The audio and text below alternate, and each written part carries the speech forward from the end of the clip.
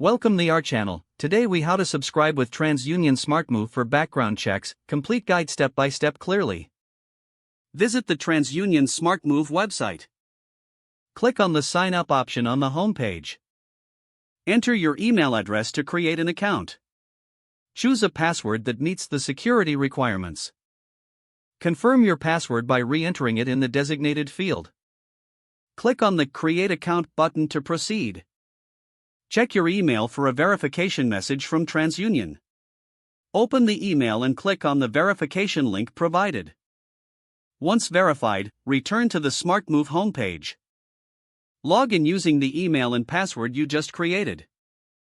From the dashboard, select the option for background checks. Choose the type of report you wish to run. Follow the prompts to enter the required information. Review the details you've entered for accuracy. Proceed to the payments section to complete your subscription. Enter your payment information and confirm your billing details. Click on the Submit button to finalize the transaction. Wait for the confirmation message indicating that your subscription is active. You now have access to run background checks through TransUnion SmartMove. If the page does not load, refresh the browser or try again in a private or incognito window. Make sure you are using the correct email address, then retype it carefully to avoid small typos. If your password is not accepted, use the reset option and create a new strong password you can remember. Check your spam folder for verification or security emails, then complete any requested confirmation steps. Enable two-factor authentication if available to improve account security and reduce unauthorized access risk.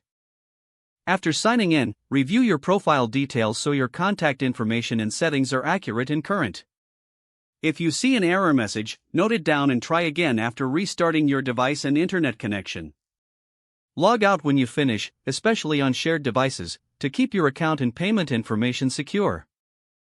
If the page does not load, refresh the browser or try again in a private or incognito window. Don't forget to like this video and subscribe to our channel for more step-by-step tech guides.